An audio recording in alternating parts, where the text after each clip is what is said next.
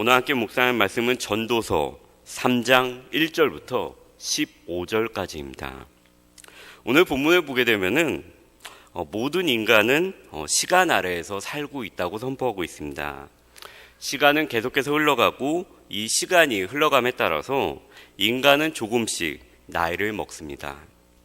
그리고 언제가 될지 모르지만 사고가 나지 않는다면은 우리는 나이가 들어감에 따라서 하나님의 품으로 가는 시간이 점점 다가온다는 거 우리 모두 알고 있습니다. 아무리 돈이 많고 권력이 있고 잘생기고 모든 것을 가진 사람이라고 해서 그 사람 역시 날이 지나고 세월이 지나 나이가 들어서 하나님 앞에 갈 시간이 되면은 자신이 모든 것을 할 수 있는 존재가 아니라는 것을, 어쩌면 인간의 가장 기본적인 한계를 깨닫고 하나님의 손에 아니면 그가 믿는 신의 손에 자신의 죽음을 맡기게 됩니다. 그럼 우리가 여기서 생각해 볼 것이 하나가 있습니다. 그럼 이 하나님께서 주신 이 시간이라는 것이 나쁜 것이냐는 것입니다.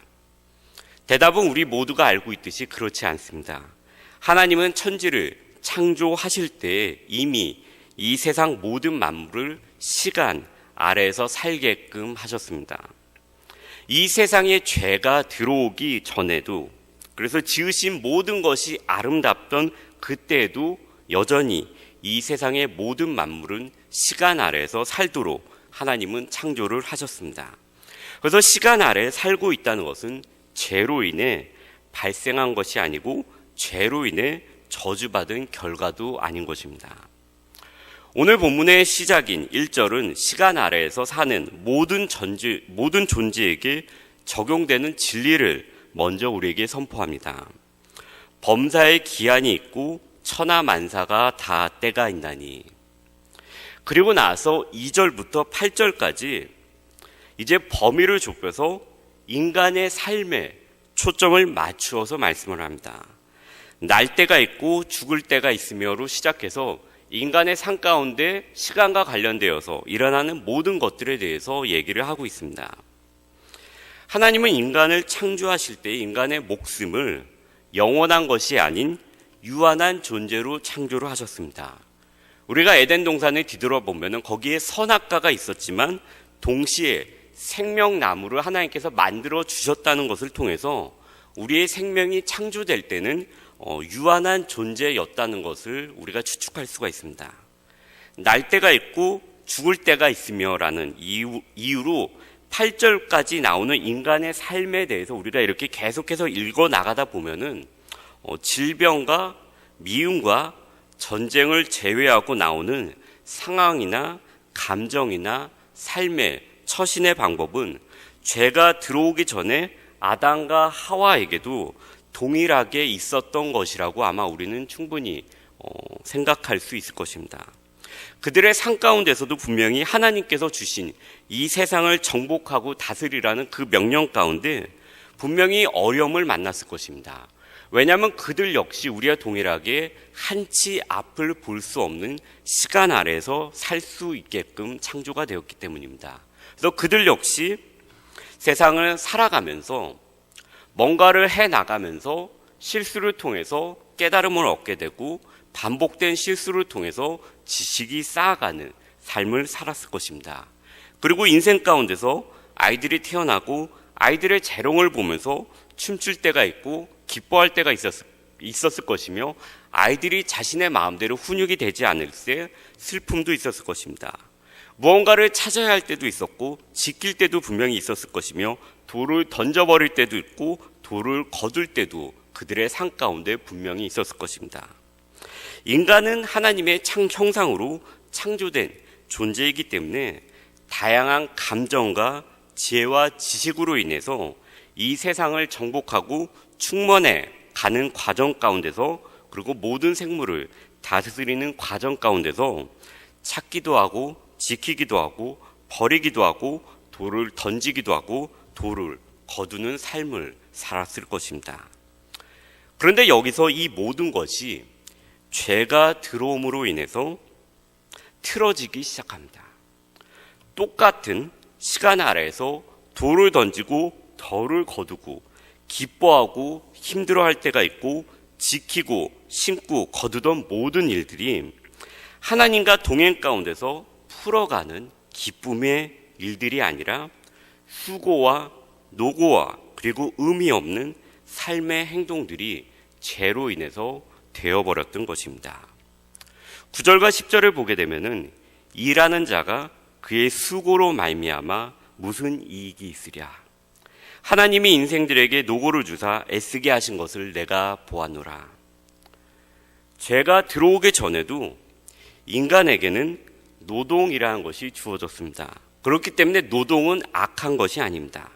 그런데 죄가 들어온 이후로 이 세상은 쓴뿌리를 내기 시작하였고 산 가운데 열심히 일하지만 그것이 기쁨의 노동이 아니라 오늘 본문의 말과 같이 일하는 자가 그의 수고로 말미암아 무슨 이익이 있으랴라는 고백이 될 만큼 수고가 아닌 노고가 되었습니다. 기쁨의 노동이 아닌 힘듦이 되어버린 상황이 죄 이후로 우리 가운데 들어온 것입니다.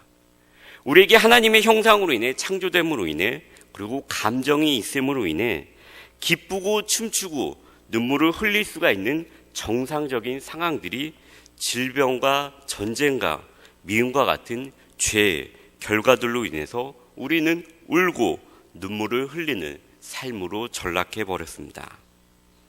인생 가운데 우리가 경험하는 보편적인 것들을 오늘 본문에서 말씀을 하신 후에 11절은 다시 한번 우리에게 창조의 때, 시간이 처음 만들어진 죄 이전의 때를 다시 한번 우리에게 기억시켜 줍니다. 하나님이 모든 것을 지으시되 때를 따라 아름답게 하셨고 또 사람들에게 영원을 사모하는 마음을 주셨느니라. 그러나 하나님이 하시는 일의 시종을 사람으로 측량할 수 없게 하셨도다.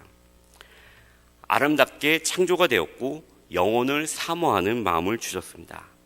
그리고 아름답게 창조된 세상 가운데서 만물을 정복하고 다스리는 상 가운데서 하나님의 측량할 수 없는 일들과 앞을 내다볼 수 없는 상황으로 인해서 우리는 하나님을 의지하며 하나님을 경외하는 삶을 살아가도록 창조가 되었습니다.